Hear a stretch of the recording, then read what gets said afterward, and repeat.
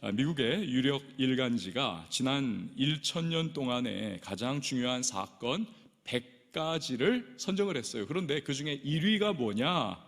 구텐베르크의 금속 활자입니다. 1450년이죠. 사실 우리 조상이 만든 금속 활자 상정 고금 예문, 이건요 1234년에 간행이 되었습니다. 구텐베르크보다 무려 200년 앞선 거죠. 문제는요, 기록에는 남아있는데 실물이 없다는 겁니다. 분실이 된 것 같아요. 자, 그러면 1377년에 간행된 직지 심체 요절은 어떤가? 요건 실물이 현존을 합니다. 자, 그럼에도 불구하고 왜 구텐베르크가 뽑혔는가? 파급 효과 때문입니다. 우리 것은요, 먼저 나오긴 했지만 세계사적인 관점에서 바라볼 때 파급 효과가 미미하다는 거예요. 거의 없더라. 반면에 구텐베르크의 금속 활자는요 엄청나다는 겁니다. 대표적으로 중세 가톨릭에 대하여 루터가 95개조 반박문을 발표하지 않았습니까? 그런데 이 95개조 반박문이 구텐베르크의 금속 활자를 통해서 온 유럽으로 퍼져나갔습니다. 그러면서 막 종교개혁이 불이 땡겨진 것이죠. 아울러서 루터가 극소수의 성직자라든지 라틴어를 아는 사람들만 이해하는 이 라틴어 성경을 독일어로 번역을 했습니다. 그러면서 성경이 일반 대중에게도 읽혀질 수 있도록, 이게 바로 구텐베르크의 금속 활자의 몫이었다라는 것입니다. 그 결과 종교개혁이 엄청난 성공을 거두고 그 영향력이 여러분 지금까지 미치고 있지 않습니까? 자, 그렇다면 지난 1000년에 국한한 것이 아니라 또 더 넘어서 지난 2000년의 세월 동안에 가장 중요한 사건 1위는 과연 무엇일까요? 짐작하시다시피 당연히 예수 그리스도의 성탄 사건입니다. 죄와 사망의 그늘에 주저앉은 우리를 구원하고자 예수께서 어린 아이의 모습으로 이 땅에 오셨습니다. 이 성탄, 이것이야말로 온 세상에 미치는 가장 위대하고 기쁜 소식이요 복음 중에 복음이라는 사실입니다. 여러분 이거 아멘이십니까? 그렇습니다. 성탄이 없다면요 인류 역사는 무의미합니다. 무의미해요. 멸망으로 시작해서 멸망으로 끝나버리는 인류사는요 절망의 사건으로 점철될 뿐인 것입니다. 그러나 성탄이 있기 때문에 우리에게는 소망이 있습니다. 그래서 성탄은 기쁨이고, 그래서 성탄은 감사고, 은상가은이라고 하죠. 은혜 위에 은혜로라. 이것이 바로 성탄인 줄 믿습니다. 자, 그런데 이런 성탄의 기쁨을 우리는 거저 누리죠. 하지만 배후에는 하나님 아버지의 엄청난 사랑과 희생이 있음을 우리는 기억해야만 하는 것입니다. 그뿐 아닙니다. 이 성탄의 기쁨 가운데에는 몇몇 사람들의 희생 역시도 빼놓을 수가 없습니다. 바로 마리아와 요셉입니다. 이들은 아기 예수님의 오심을 준비한 사람들입니다. 오늘 본문이 바로 그 이야기를 다루고 있습니다. 이렇게 시작을 하죠. 18절 말씀 우리 같이 읽어보도록 하겠습니다. 시작. 예수 그리스도의 나심은 이러하니라. 그의 어머니 마리아가 요셉과 약혼하고 동거하기 전에 성령으로 잉태된 것이 나타났더니. 아멘.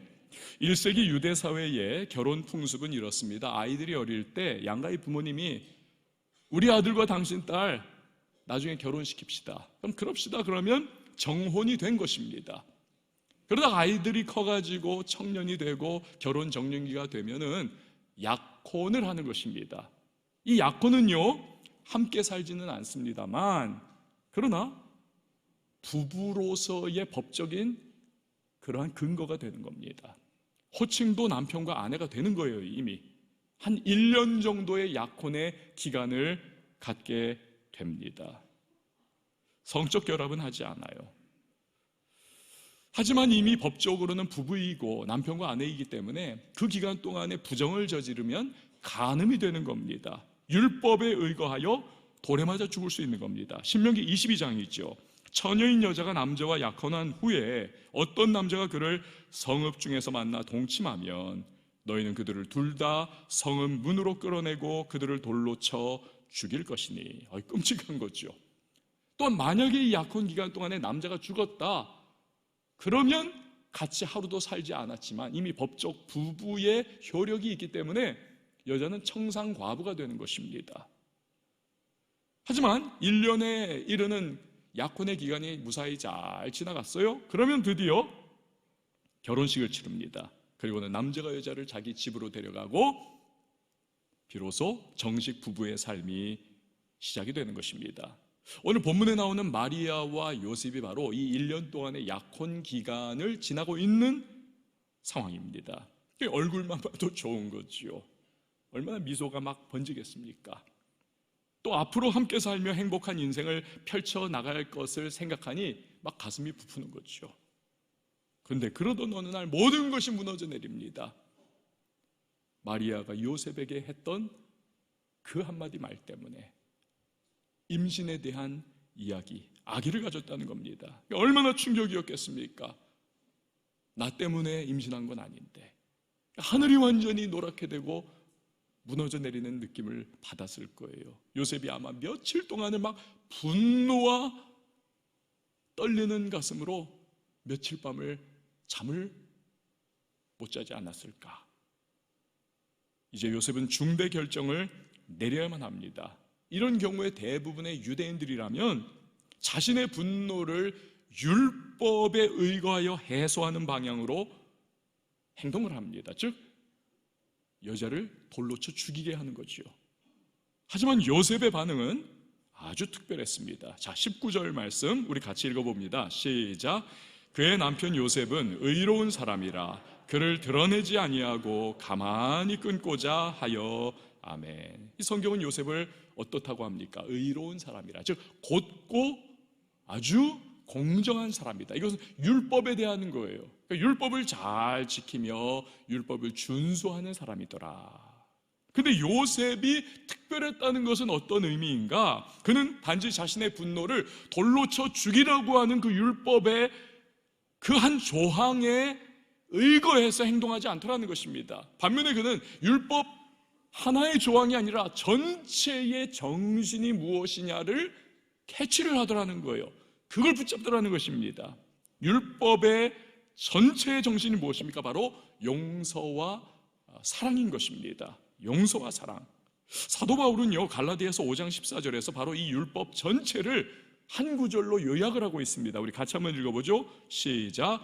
온 율법은 내 이웃 사랑하기를 내 자신같이 하라 하신 한 말씀에서 이루어졌나니. 이 사랑하는 거예요, 율법은. 사랑하기 위해서는 이거 하지 말고 요거 해야 되고 저거 하지 말아야 되고 요거 해야 되고, 하나님과 사람을 사랑하는 것. 또 예수님은 마태복음 7장 12절에서 유명한 황금률이라고 별명이 붙은 말씀이시죠. 율법의 대원칙입니다. 무엇입니까? 그러므로 무엇이든지 남에게 대접을 받고자 하는 대로 너희도 남을 대접하라. 이것이 율법이요 선지자니라. 사랑, 그리고 내가 받고자 하는 대로 남에게 해주는 것. 여러분, 우리가 뭘 받고 싶어 합니까? 사랑받고 싶죠. 용서받고 싶어요. 번민과 고통 중에 요셉은 생각했을 거예요. 아무리 마리아가 잘못했어도 나라면, 황금률에 의거해서 나라면 돌로 때려 맞아 죽기를 바라겠는가? 그렇진 않을 거야. 용서를 원할 거야. 사랑을 원할 거야. 분노와 증오의 돌을 피하고 싶을 거야. 그러니까 요셉은 결국 고민하고 번민과 갈등하고 율법의 정신은 과연 무엇일까? 이것 상황 속에서 내가 이걸 어떻게 적용을 해야 할까? 막 몇 날 며칠을 뜬 눈으로 밤을 새우면서 때로는 증오심에 이를 갈기도 하고, 때로는 배신감에 치를 떨기도 하고, 때로는 아니야 그래도 율법의 정신은 이건데, 이 엎치락뒤치락 정신적이고 영적인 처절한 싸움을 거치는 과정 속에 그는 결론에 도달한 겁니다. 마리아의 상황을 공중 앞에 드러내지 말고 그냥 가만히 파혼하자, 살리자는 거예요. 여러분, 여기서 한번 생각을 해보십시오. 만약에 요셉이 분노의 감정에 막 그냥 사로잡혀가지고 휘둘렀다, 어떻게 됐을까요? 최악의 경우에 마리아는 돌 맞아 죽은 거죠. 그러면 그녀를 통해서 이 땅에 오실 예수님의 성탄이라고 하는 것은요, 물거품이 되어버립니다. 그렇다면 마리아의 인생만 망가지는 것 아니라 과거로부터 오늘, 그리고 오고 올 모든 인류의 운명까지도 다 무너져 내리는 것이죠. 하지만 요셉이 율법의 정신인 사랑과 용서를 따라 행함으로 마리아도 살 수 있었고, 인류에게도 성탄의 선물이 주어지게 되었던 것입니다. 할렐루야. 여러분, 이런 요셉의 모습을 통해서 우리는 용서와 사랑이라고 하는 것이, 이것이 추상적인 개념 같은데 이 용서와 사랑이 얼마나 실제적으로 귀중한 것인가, 이걸 배우게 되는 것입니다. 근데 문제는 뭐냐면 이 용서가 이게 쉽지가 않다는 점이죠. 공지영 씨가 작가가 아닙니까? 3번 결혼을 했습니다. 3번 다 결혼생활 실패를 했습니다. 2번째 남편인 영화 감독 오모 씨가 암으로 세상을 뜰 때 그 소식을 접하고 이 공지영 씨가 이런 글을 남겨요. 들어보십시오. 그가 죽는다는데 어쩌면 내 머리채를 휘어잡고 나를 모욕하고 나를 버리고 가버렸던 날들만 떠오르다니, 그의 죽음보다 더 당황스러웠던 것이 바로 그것이었다. 죽음조차도 우리를 쉬운 용서의 길로 이끌지 않는다는 사실을 그때 알았다. 여러분, 한때는 뜨겁게 사랑해가지고 그래서 인생을 약속하고 같이 살던 사람들이에요. 특별한 관계. 근데 자기가 받은 상처와 모욕, 그 사람의 죽음 앞에서도 그것만 떠오르더라는 거예요. 용서가 안 되더라는 겁니다. 이 용서가 그만큼 사실은 쉽지 않다는 것이죠. 하지만 우리는 요셉처럼 용서하고 사랑하는 선택과 결정을 결국은 해야만 합니다. 2가지 이유 때문이에요. 첫 번째는 우리 자신도 용서와 사랑이 필요하기 때문입니다. 우리 자신도. 조지 허버트라고 하는 분이 이런 말을 했습니다. 다른 사람을 용서할 줄 모르는 사람은 자기가 건너야 할 다리를 끊어버리는 것이다. 여러분, 이건 무슨 뜻입니까? 저와 여러분도 실수하고 실패하고 크고 작은 죄를 범하기도 하고 문제덩어리예요. 우리도 용서를 받아야 하고 우리도 하나님의 사랑이 필요한 사람들입니다. 그런데 우리가 용서하지 못해요. 우리가 사랑하지 않습니다. 증오하고 미워하고 저주의 마음을 가지고 있고 응어리진 심령으로 살아갑니다. 그렇다면 우리가 하나님으로부터 용서를 구하고 하나님의 사랑을 구할 수 있는 근거가 없어진다는 거예요. 예수님께서 마태복음 6장 15절에서 바로 그 말씀 아닙니까? 우리 같이 한번 읽어볼까요? 시작. 너희가 사람의 잘못을 용서하지 아니하면 너희 아버지께서도 너희 잘못을 용서하지 아니하시리라. 아멘. 이건 여러분요, 그냥 예수님께서 어떠한 이 좋은 말씀, 그냥 예수님께서 어떤 추상적인 말씀, 이건 예수님께서 어떠한 그냥 관념적인 이야기를 한 게 아닙니다. 이게 실제적으로 일어나게 된다는 겁니다. 우리 마음속에 용서하지 않고 증오하고 응어려져 있는 누군가에 대한 그 보복감과 복수심을 가지고 있다면 내가 하나님께 용서를 받아야 하는 순간, 내가 하나님의 사랑이 필요할 때 그걸 받을 수 없다는 겁니다. 이게 하나님의 말씀이잖아요. 이게 현실이라는 겁니다. 이게 진리라는 겁니다. 그래서 우리는 용서하고 사랑을 해야 한다라는 것입니다. 용서하고 사랑해야 할 이유 2번째는 뭐냐면 그래야 주님이 뜻하신 계획이 우리의 삶에 이루어지기 때문인 것입니다. 요셉은 얼마든지 마리아를 비난하고요, 정죄할 수 있었습니다. 율법 전체의 정신이 아닌 그 한 가지 조항 끄집어내가지고 마리아를 돌로 쳐 죽이면서도 나는 율법대로 했어, 난 잘못 없어, 자기를 정당화할 수 얼마든지 있었던 사람입니다. 그러나 요셉이 내린 용서와 사랑의 결정을 통해서 하나님의 그 위대한 이 성탄이라고 하는, 나아가 십자가와 부활 사건, 우리를 구원하는 하나님의 놀라운 대속의 사건이 문이 쫙 열리게 된 것입니다. 마찬가지입니다. 여러분, 주님은 우리의 인생을 통해 가지고 있는 뜻이 있다는 사실을 여러분 믿으시기를 바랍니다. 저를 한번 따라해 주세요. 주님은 나를 향해 갖고 계신 뜻이 있다, 믿으시기 바랍니다. 근데 그 주님이 나를 향해 가지고 계신 뜻과 계획은요, 선한 것입니다. 좋은 것입니다. 아름다운 것입니다. 이게 제 말이 아니에요, 여러분. 예레미야 선지자를 통해서 주님이 주신 말씀이에요. 예레미야 29장 말씀 우리 같이 읽어봅니다. 시작.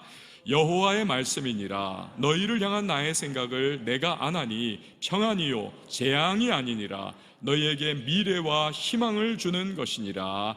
아멘. 지금 당장은 괴로워 보이고 소망 없어 보이고 답답해 보이고 뭐가 되겠는가 싶다 할지라도 때가 되면 반드시 합력하여 선을 이루며 우리의 인생 가운데 하나님의 계획을 풍요롭게 이루어 주신다는 사실을 여러분 꼭 믿으시길 바랍니다. 로마서 8장 28절 아니던가요? 그것이 우리가 알거니와 하나님을 사랑하는 자 곧 그의 뜻대로 부르심을 입은 자들에게는 모든 것이 어떻게 한다고요? 합력하여 선을 이루느니라. 할렐루야. 근데요, 용서와 사랑 대신 미움과 갈등을 이어가면 주님이 이루고자 하시는 내 인생을 향한 계획과 선한 뜻이 이게 막혀버린다는 겁니다. 마치 지난 여러분 앞에 이틀 동안 얼마나 추웠습니까? 지난주에 너무 추웠지 않습니까? 아유, 정말 추웠습니다. 막 그 뉴스에 많은 가구에서 그 수도 파이프가 얼어가지고 물이 안 나온다지 않습니까? 동파돼가지고. 수도 파이프는 있고 수원지는 있는데 그게 파이프가 얼어버리니까 물이 안 나오는 거예요. 하나님의 어마어마한 우리를 향한 선한 뜻과 계획은 있는데 내 삶이라고 하는 파이프에 용서하지 못하고 사랑하지 못하는 그 응어리가 분노와 적개심 등이 꽉 차 있어요. 그러니까 하나님의 축복이 임하지를 못하는 겁니다. 여러분, 용서와 사랑을 선택해야 할 줄 믿습니다. 그러면 주님의 뜻과 계획이 우리의 삶 가운데 풍성하게 때를 따라 이 과실을 맺는 나무와 같이 우리의 삶에 이루어지게 푸르게 임하게 되는 겁니다. 요셉이 지금 그걸 하고 있는 거예요. 때려 죽일 수 있었지만 그 적개심과 분노가 요셉을 불타 살라버릴 수 있었지만 거기에 넘어가지 않는 겁니다. 율법의 전체 정신이 뭐냐? 사랑과 용서다.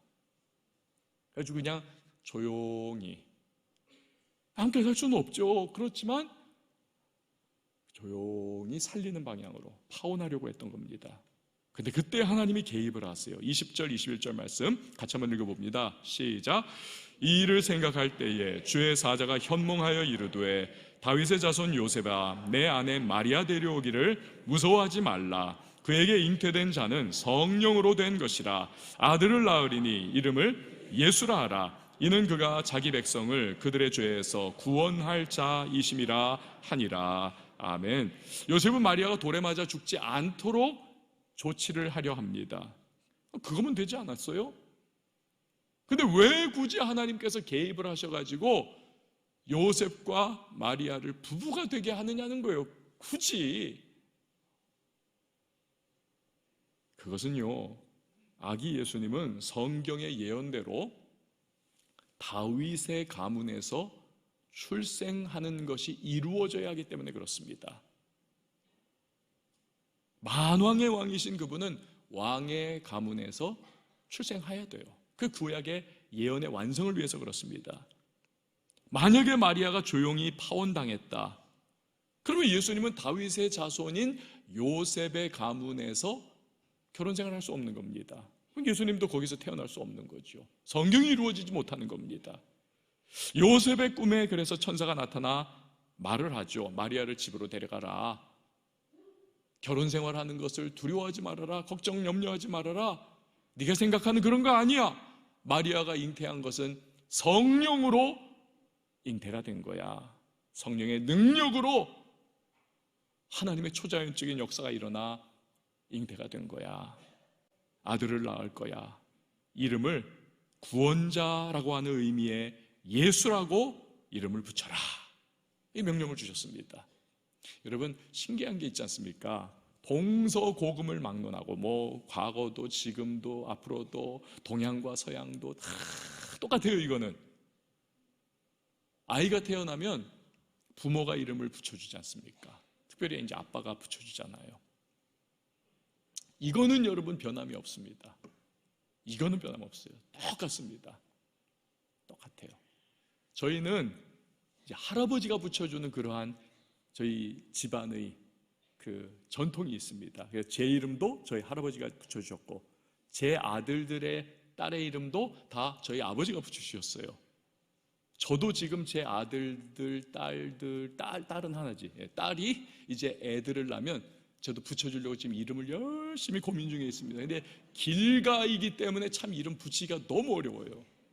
그래도 2개는 지금 만들어 놨습니다. 기대하시라. 근데요, 만약에 제 아들이 아빠 제가 붙일게요, 그래도 저는 할 말이 없습니다. 아빠가 붙이는 게 당연하니까. 저희 할아버지도 제 이름 붙일 때 저희 아버지가 오케이 하신 거예요. 아버지, 손자 이름 좀 만들어 주세요. 저도 제 아버지에게 그렇게 요청을 했었습니다. 그러니까 사실 권한과 권세는 당사자에게 있는 거예요. 아버지에게. 그러니까 하나님께서 꿈에 요셉에게 천사를 보내어 그 이름이 구원자인 예수라고 해라. 그러니까 하나님이 붙여주신 거예요. 그러니까 하나님이 예수님의 천부권, 하늘아버지의 권리를 지금 행사하신 겁니다. 그리고 요셉에게는 양부권, 이 땅의 육신의 아버지로서의 그 권리를 인정을 해주신 거예요. 예수라 하라 라고. 그래서 하나님의 독생자 예수님이 이 땅에 다윗의 자손으로 오신 겁니다. 자, 이런 예수님의 성탄이 육신의 부모 모두에게 엄청난 영광인 거 여러분 아시잖아요. 예수님의 부모가 되는 영광. 그렇지만요, 인간적으로는 얼마나 큰 희생입니까? 마리아는 돌에 맞아 죽을 뻔한 위험을 감수하고, 요셉은 요셉대로 아내 마리아가 자기의 친아들이 아닌 아이를, 물론 하나님의 독생자이지만 성경이 완성이 안 되어 있는 그러한 때이기 때문에, 우리는 성경 완성되어서 이미 전후 맥락을 다 알잖아요. 그러나 요셉은 어렴풋하게 그 순간순간만 답답한 거예요. 아내가 계시를 받긴 했지만, 그러나 자기 친아들, 인간의 종족 본능 있지 않습니까? 번성의 본능, 이걸 뛰어넘어야 하는 고통. 과연 이런 마리아에게 요셉이 다른 부부들의 남편처럼 진정한 친밀감을 가질 수 있을까? 또 평생 살아가면서 다시 마리아의 부정을 의심하거나 갈등하는 일은 없을까? 요셉은 아마도 고민이 많았을 겁니다. 자, 예수님의 성탄에 대한 성경 이야기를 들으면요, 우리는 보통 마리아의 고충이 무엇이었다, 이것만 생각하는 경향을 갖고 있습니다만, 오늘 본문을 보면 마리아뿐만 아니라 요셉도 무지막지한 고민과 번민과 고뇌에 빠진 것을 우리가 추측할 수가 있습니다. 여러분, 우리가요, 성경의 인물들을 신성시하는 경향이 있습니다. 결과만 보기 때문에. 그러나 중간중간 그들의 면모를 보면 우리랑 똑같습니다. 아브라함 보세요. 아내를 자기 살려고, 안전보장을 챙기려고 아내를 누이 동생이라고 거짓말을 합니다. 하나님의 사람인데. 그의 아들인 이삭도 똑같은 짓을 하잖아요. 부전자전처럼. 부끄러운 모습. 하나님은 엘리야, 그 위대한 선지자를 성정이 우리와 같은 사람이로되 라고 말씀하지 않습니까? 다를 거가 없다는 겁니다. 희로애락 다 똑같이 느끼고 시험과 위기에 빠지면 두려워 벌벌 떨고 어떻게 하면 내가 면피할 수 있을까? 여기서 도망칠 수 있을까? 빠져나갈 구멍이나 찾고 때로는 그것을 실행을 하기도 하고 못난 모습, 부족한 모습, 넘어지는 모습, 유혹과 시험에 흔들리는 모습 다 보이고 갖고 있더라는 것입니다. 요셉도 똑같아요. 그도 인지상정 다 갖고 있지 않습니까? 그러니까 잠에서 계시받는 그 잠에서 딱 깼을 때 그도요 어지간히 심란했을 겁니다. 그럼 웬만한 사람이라면 잠에서 깼을 때 무슨 생각을 했을까? 와, 정말 거룩하고 정말 사명적인 내가 꿈을 꿨다, 계시를 받았다, 할렐루야, 내가 이대로 그냥 빨리 순종해야지 이랬을까요? 아마도 아닐 겁니다. 웬만한 사람이라면 여러분 이런 생각하지 않았을까요? 잠에서 깬 다음에 내가 지금 개 꿈을 꾼 거 맞지 이거? 그게 사실은 인간적 아니겠습니까? 근데요 참 그 하나님의 오묘한 섭리, 이게 이제 역사하는 거죠.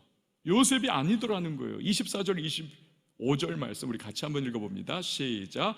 요셉이 잠에서 깨어 일어나 주의 사자의 분부대로 행하여 그의 아내를 데려왔으나 아들을 낳기까지 동침하지 아니하더니 나음에 이름을 예수라 하니라.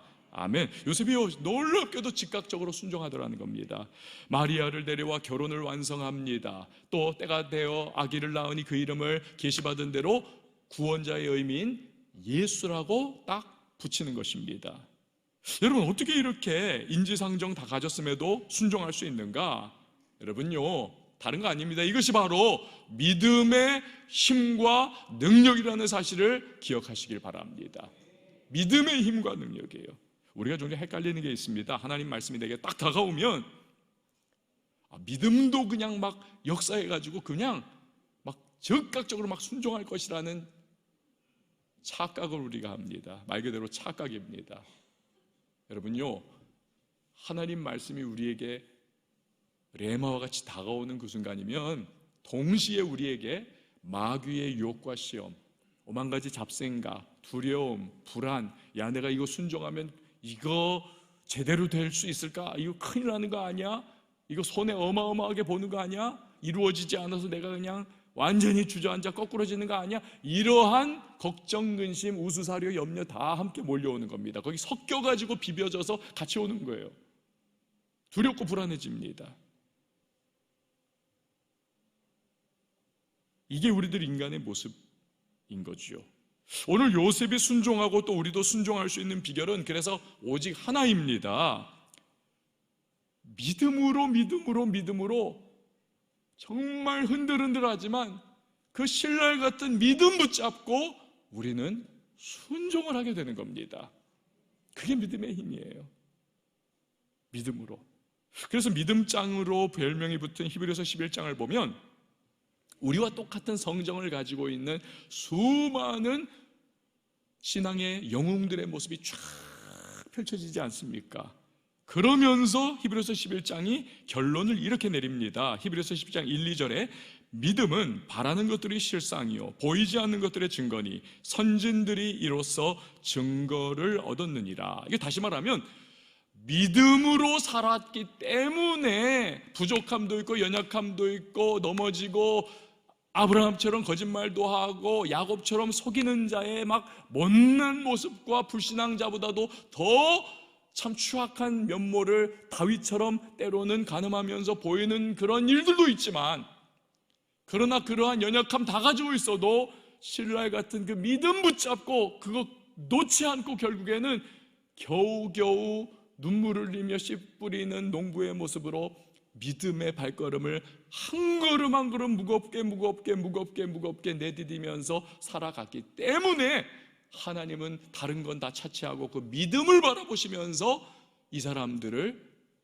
아름답다, 장하다, 훌륭하다 이렇게 인정을 해 주시더라는 것입니다. 이게 믿음의 능력인 것입니다. 사랑하는 여러분, 성탄을 준비한 사람 마리아, 요셉 모두 다 순종의 비결은 믿음인 것입니다. 주님께서 우리에게 순종을 요구하시는 순간들이 있습니다. 교회 안에 많은 분들이 있지만 순종하는 분은 많지는 않아요. 다 나름의 이유가 있고 변명거리가 있습니다. 그래서 순종을 거부하거나 유보하고는 합니다. 본회포 목사님께서 이런 말을 했습니다. 들어보세요. 순종하지 않아서 하나님을 알지 못하고 하나님을 알지 못하니 순종하지 않는 악순환이 계속된다. 뭡니까? 순종하면 여러분 하나님께서 반드시 역사해 주실 줄 믿으시기를 바랍니다. 그러면 순종의 묘미를 알게 됩니다. 또 순종하게 됩니다. 또 순종하게 되고 순종의 선순환이 이루어지죠. 그러나 순종하지 않으면 하나님의 역사가 나타나지 않으니까 하나님의 역사를 체험하지 못한 그 사람은 또 다른 순종의 도전이 다가올 때 순종을 안 하는 거예요. 순종에 대한 악순환이 계속되는 겁니다. 그걸 말하고 있는 겁니다. 사랑하는 여러분, 말씀이 다가올 때 믿음을 발휘하는 저와 여러분이 될 수 있기를 축복합니다. 믿음으로 순종하실 수 있기를 바랍니다. 어렵고 힘들어도 못나고 부족해도 우리가 순종의 한 걸음을 내디딜 때 예수님 말씀하셨던 우리는 하나님의 영광을 보게 될 것입니다. 순종이에요. 제가 이 말씀을 정리하면서 집사님 한 분의 이야기로 끝내려고 합니다. 설교를 준비하다 보면요, 가끔 이럴 때가 있습니다. 마치 하나님께서 야, 너 오늘 이 이야기 꼭 해라. 꼭 그랬었어요. 때로는 그래서 이렇게 책을 이렇게 한번 딱 그 수많은 책장에서 딱 꺼냈는데 주르륵 그냥 폈더니 딱 그 페이지에 오늘 설교해야 될 그런 기막힌 내용이 그 안에 보조 자료, 예화, 어떠한 인사이트 이런 게 들어있을 때가 있습니다. 그런 순간들. 근데 어제 그랬어요. 어젯밤에 설교를 이제 준비하면서 마무리를 해가고 있는데 웬일인지 모르지만 제 책상에 이렇게 쌓여있던 서류들이 이만큼 있거든요. 근데 그 중에서 그 서류 중에서 이렇게 빼봤어요. 왜 봤는지 몰라요. 설교 준비할 시간도 없는데 이렇게 빼서 이렇게 뒤적뒤적 하는데요, 딱 1년 됐습니다. 2022년 12월 24일, 그러니까 오늘이죠. 1년 전에 오늘 받았던 신방 보고서가 거기 딱 이렇게 빛바랜 종이로 제게 이렇게 펼쳐지는 겁니다. 그리고 거기에 이렇게 빨간 줄이 막 그어져 있어요. 그러니까 제가 그걸 읽으면서 감명을 받은 거죠. 그래서 그것을 폐기하지 않고 이렇게 가지고 있다가 이렇게 여기저기 막 이렇게 막 쌓아져 있고 그랬는데, 이거 우연히 이렇게 뺐는데 1년 전 오늘의 신방 보고서가 딱 나온 거예요. 그 이야기를 여러분에게 해드리려고 하는 겁니다. 이 집사님께서 영어 학원을 운영 중이신 분이세요. 우리 교회에서는 소년부를 섬기고 계셨습니다. 영어 학원을 계속 이제 운영을 하는데 처음에는 어떻게 운영해야 되는지도 잘 모르겠고 학원 처음이고 지인도 도와줄 사람 없고 하여튼 아무것도 없어요. 맨 땅에서 헤딩하는 식으로 시작했는데 하나님의 은혜를 베풀어 주셔가지고 이게 잘 되면서 원생들이 60명까지 늘어났습니다. 열심히.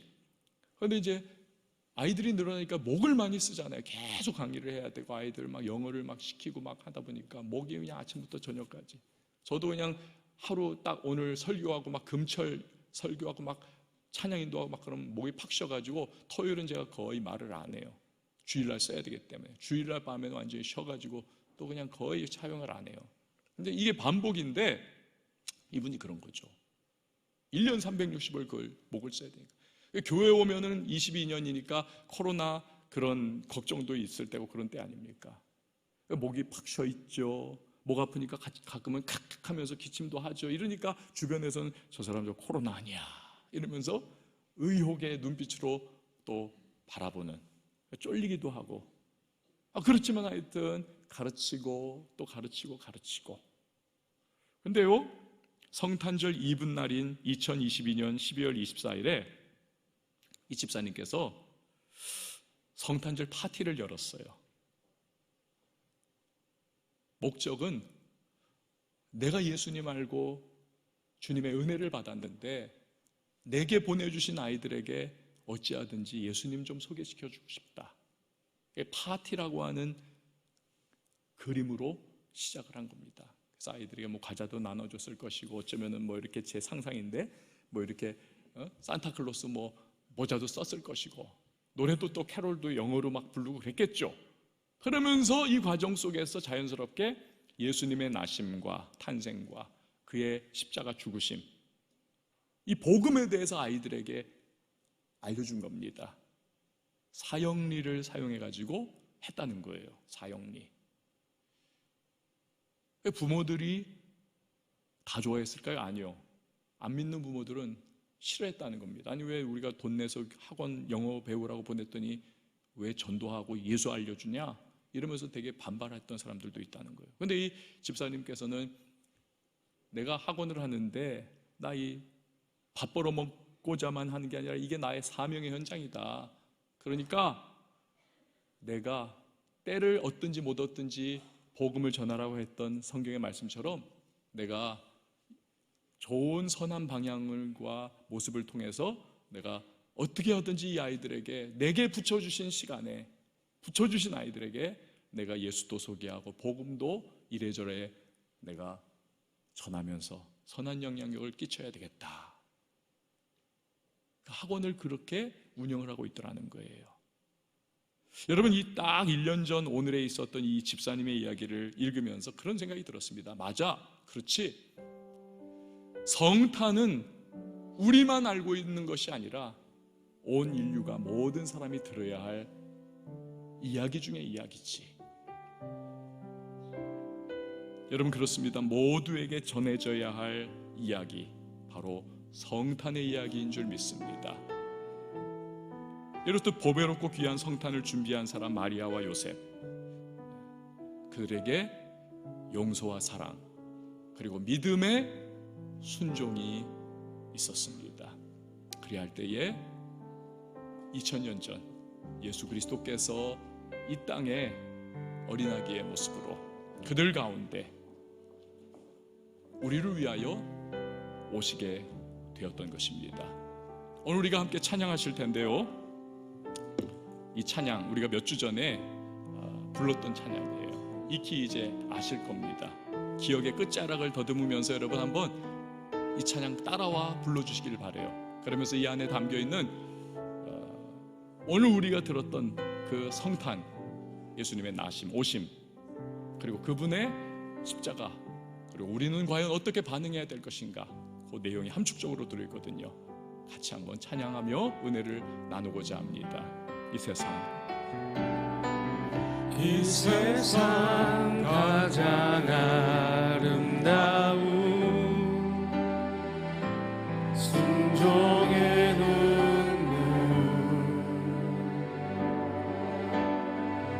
온 세상 다시 빛나게 한 생명의 눈물,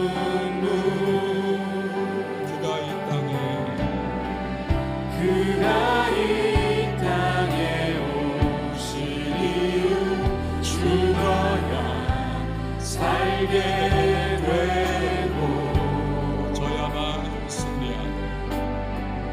저야만 승리하는 놀랍고 영원한 신, 지으신 그대로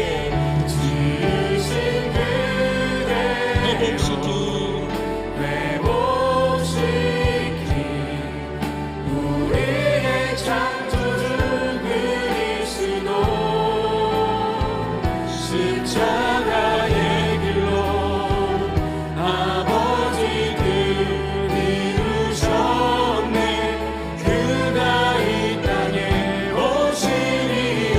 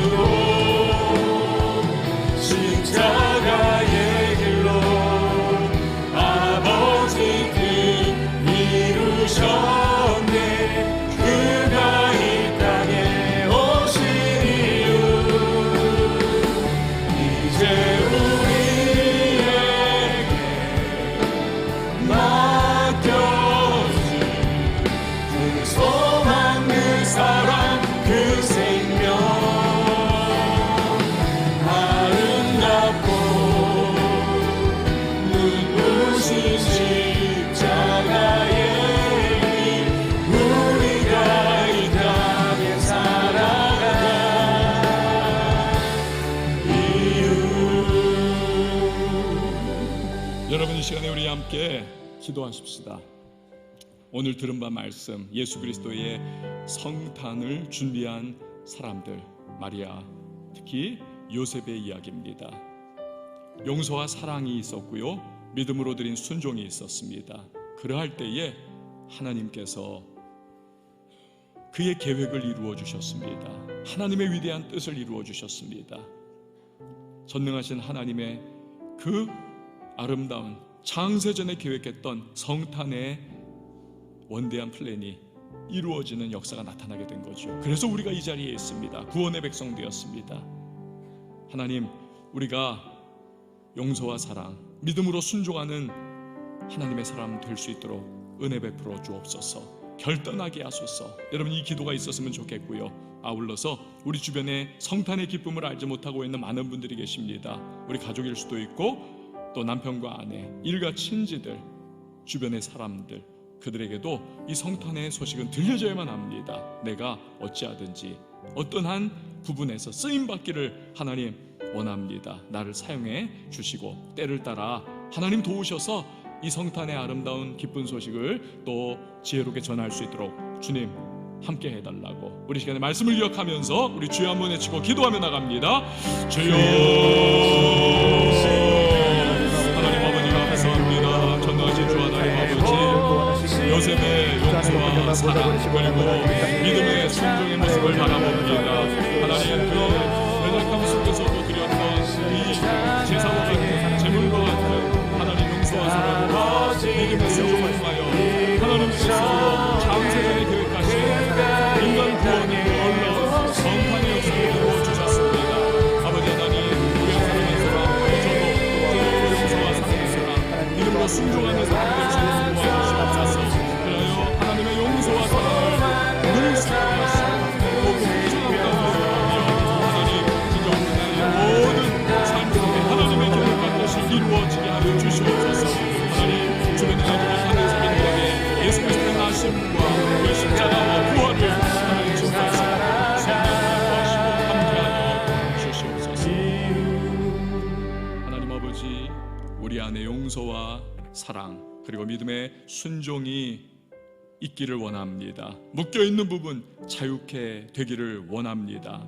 하나님의 축복을 막고 있고 하나님의 뜻과 계획이 이루어지는 것을 막고 있는 원통함과 미움과 증오와 한탄들이 뻥 뚫려져서 우리들 정말 삶 속에 하나님의 계획과 뜻이 이루어지며 주님이 어떠한 역사를 베풀어 주셨는지 증거할 수 있는 간증의 주인공들 되게 하여 주시옵소서. 아울러서 우리 주변에 예수 알지 못하는 분들, 성탄의 기쁨을 나누지 못하는 분들에게 우리가 어찌하든지 하나님의 성령 인도하심 속에 성탄의 아름다운 소식을 전할 수 있는 우리 모든 왕성의 지체들 되게 하여 주시옵소서.